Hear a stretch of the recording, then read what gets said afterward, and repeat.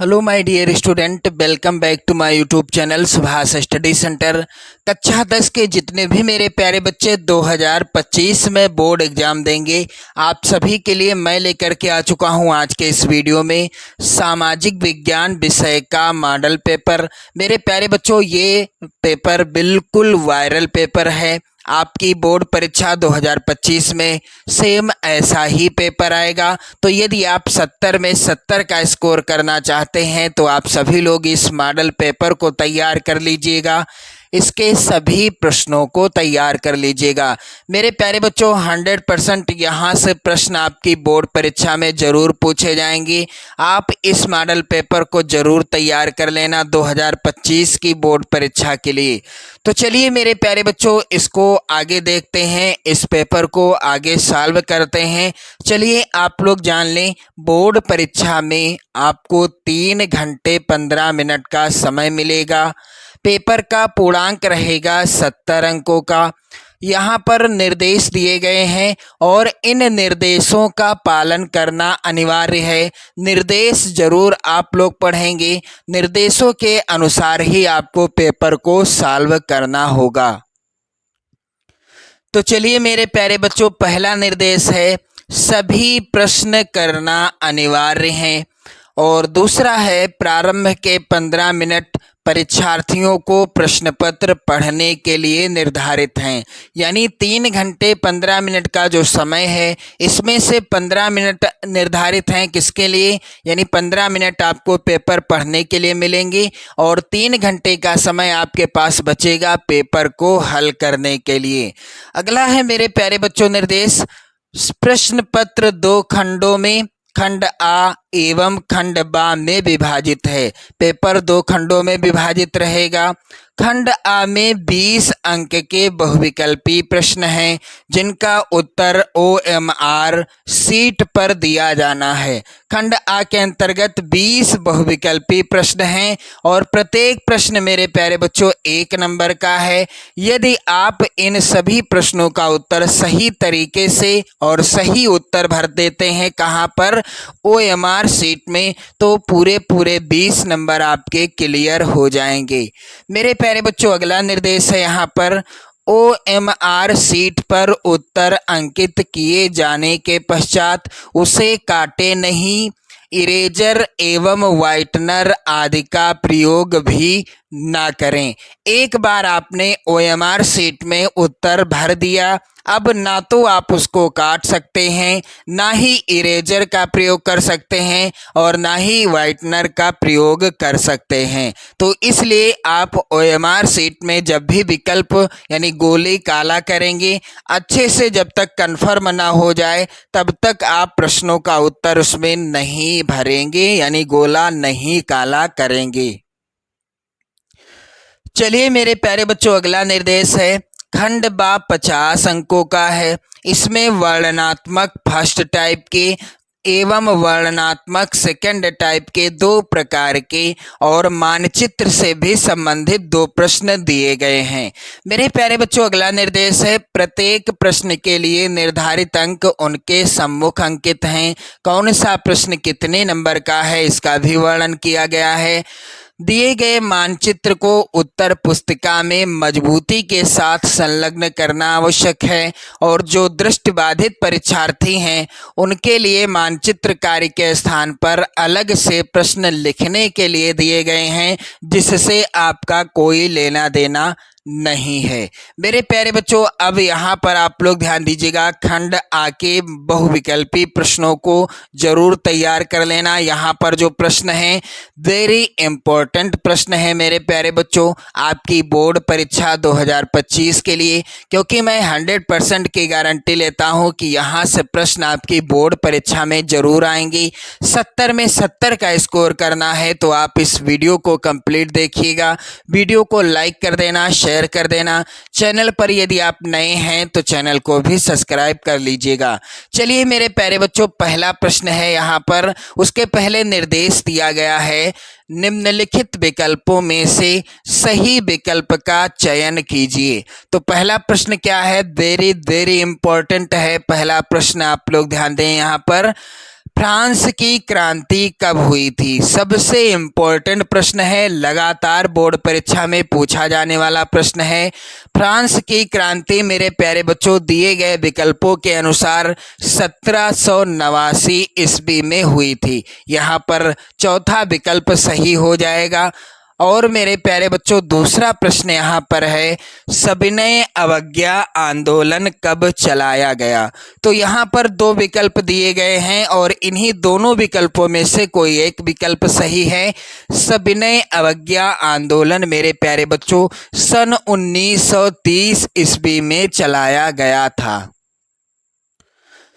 अगला प्रश्न है मेरे प्यारे बच्चों, चौरी चौरा में हिंसात्मक घटना कब हुई थी? तो चौरी चौरा में मेरे प्यारे बच्चों 5 फरवरी सन 1922 ईस्वी में हिंसात्मक घटना घटी थी और इस घटना के कारण ही महात्मा गांधी जी ने असहयोग आंदोलन वापस ले लिया था, यानी स्थगित कर दिया था। असहयोग आंदोलन को महात्मा गांधी ने क्या कर दिया था? स्थगित कर दिया था। और मेरे प्यारे बच्चों एक चीज और आप लोग ध्यान दीजिएगा, 13 अप्रैल कब?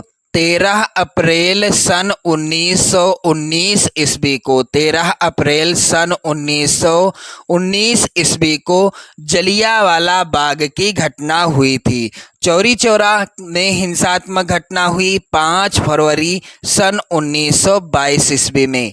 अगला प्रश्न मेरे प्यारे बच्चों है, वेरी इंपॉर्टेंट प्रश्न है, विश्व व्यापार संगठन की स्थापना कहाँ पर हुई थी? तो विश्व व्यापार संगठन की स्थापना जिनेवा में हुई थी और यह कब हुई थी? 1 जनवरी सन 1995 ईस्वी में। आप लोग ध्यान दें मेरे प्यारे बच्चों, सन 1995 ईस्वी में, 1 जनवरी सन 1995 ईस्वी में विश्व व्यापार संगठन अर्थात मेरे प्यारे बच्चों WTO, यहाँ पर आप लोग ध्यान दीजिएगा, इसकी स्थापना 1 जनवरी 1995 ईस्वी में जिनेवा में हुई थी।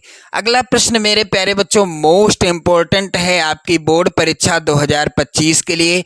मैं तो कहता हूं कि आप ये सभी प्रश्न तैयार कर लेना और इन सभी प्रश्नों को नोट डाउन कर लीजिएगा। चलिए अगला प्रश्न है, गुलामगिरी का लेखक कौन था? गुलामगिरी पुस्तक के लेखक कौन थे? यहाँ पर राइट आंसर होगा पहला ही विकल्प, ज्योतिबा फूले जी। दिए गए विकल्पों में से राइट आंसर क्या है? ज्योतिबा फूले जी गुलामगिरी पुस्तक के लेखक थे। अगला प्रश्न मोस्ट इंपॉर्टेंट है और इसको आपको रटना तो बिल्कुल है ही नहीं, रटना नहीं है, इस प्रश्न को समझना है मेरे प्यारे बच्चों। प्रश्न है, निम्न में से कौन अजैवीय संसाधन है? यहाँ पर आपको मैं क्लियर करा देना चाहता हूँ, अजैवीय संसाधन वह संसाधन होते हैं जो निर्जीव अवस्था में होते हैं, जिनकी वृद्धि व विकास नहीं होता। जैवीय संसाधन वह संसाधन होते हैं जिनमें प्रायः जीवन पाया जाता है, जिनकी वृद्धि व विकास होता है।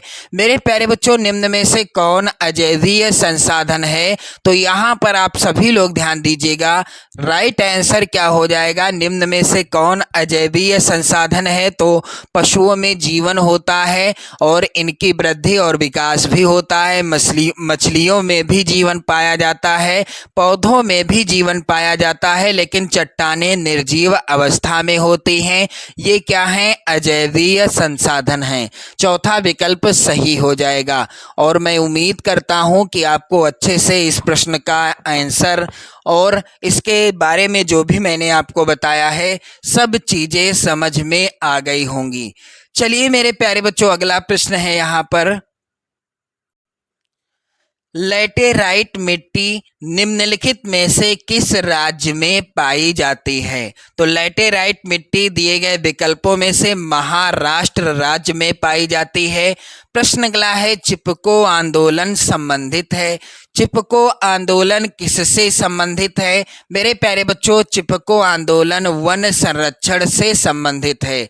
मेरे प्यारे बच्चों आप लोग इस प्रश्न को जरूर तैयार कर लीजिएगा। और चिपको आंदोलन के प्रणेता कौन थे? यदि प्रश्न आता है कि चिपको आंदोलन के प्रणेता कौन थे? तो यहाँ पर उत्तर हो जाएगा सुंदरलाल बहुगुणा जी। सुंदरलाल बहुगुणा जी थे चिपको आंदोलन के प्रणेता।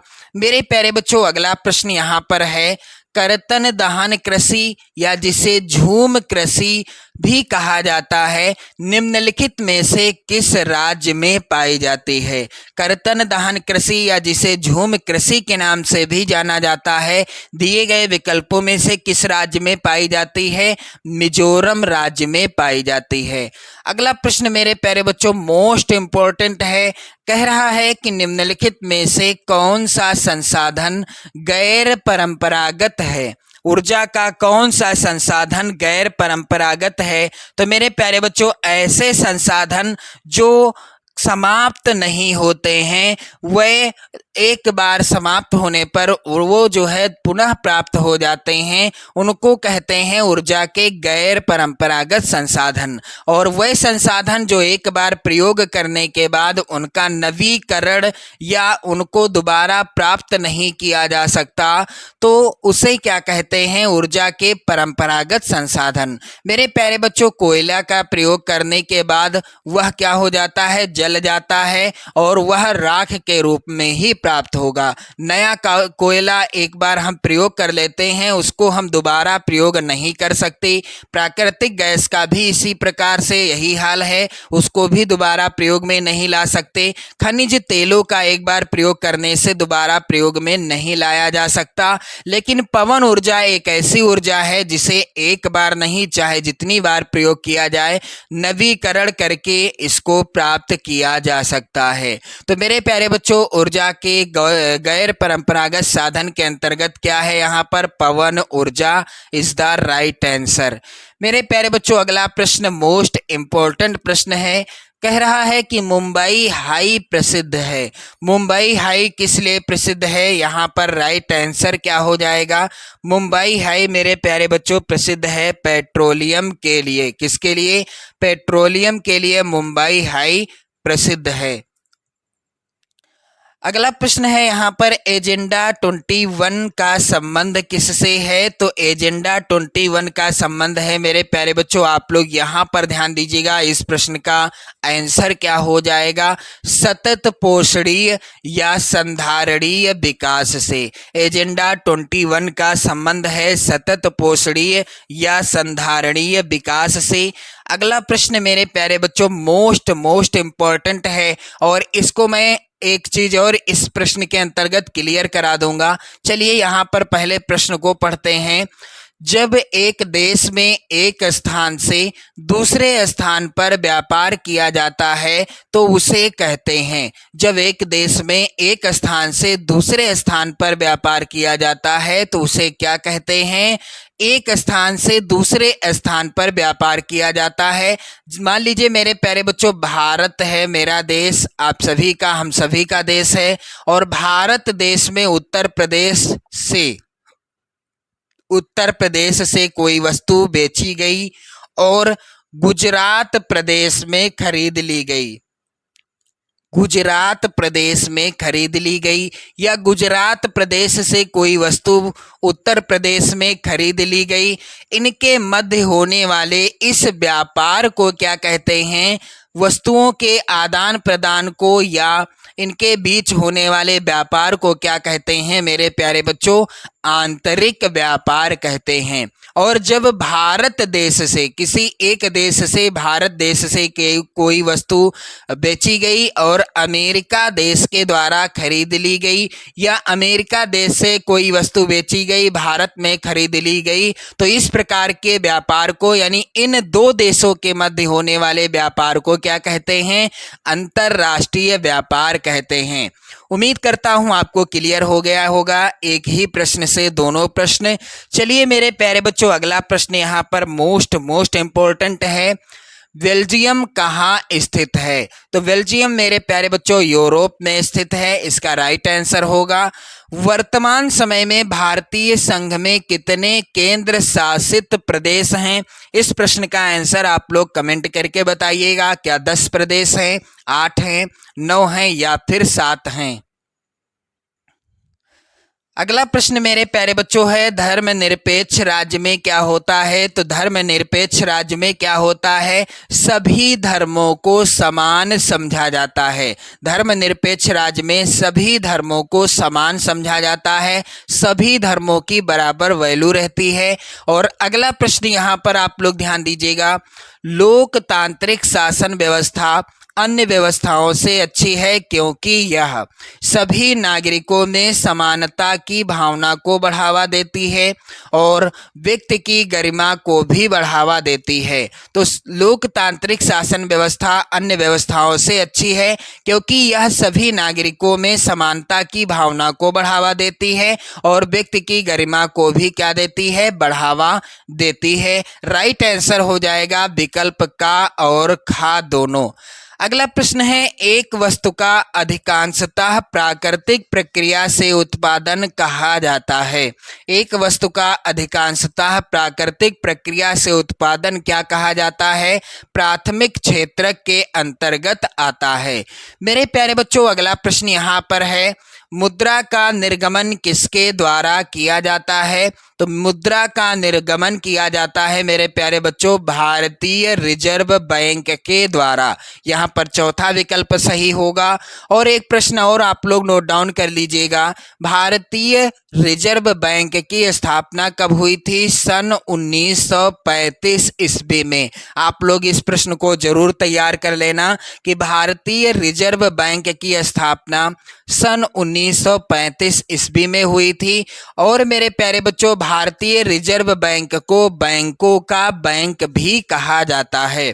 अगला प्रश्न जो कि मैंने आपको पहले ही बताया था, चलिए यहाँ पर प्रश्न भी आ गया है, विश्व व्यापार संगठन की स्थापना कब हुई?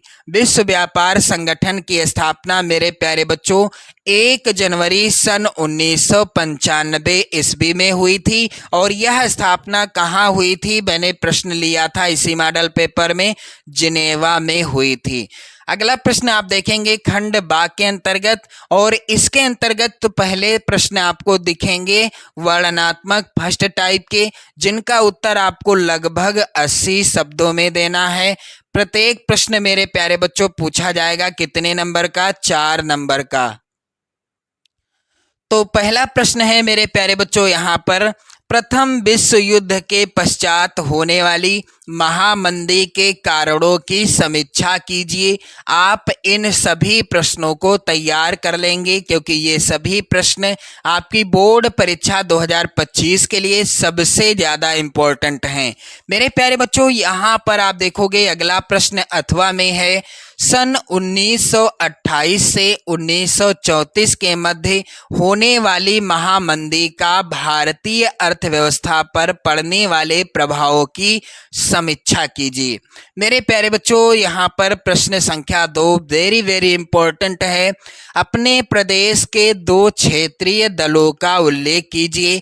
और अथवा में प्रश्न है यहाँ पर, सत्ता की साझेदारी लोकतंत्र की आत्मा है, इस कथन की विवेचना कीजिए।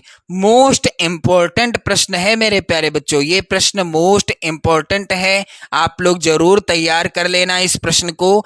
अगला प्रश्न है, परिवहन तथा संचार के साधन किसी भी देश की जीवन रेखा तथा अर्थव्यवस्था क्यों कहे जाते हैं? तर्क सहित उत्तर दीजिए।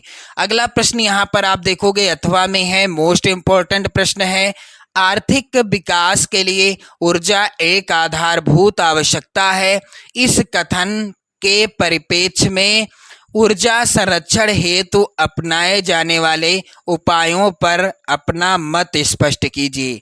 मेरे प्यारे बच्चों, आप सभी लोग इन प्रश्नों को अच्छे से तैयार कर लेना क्योंकि सभी प्रश्न मोस्ट इंपॉर्टेंट हैं।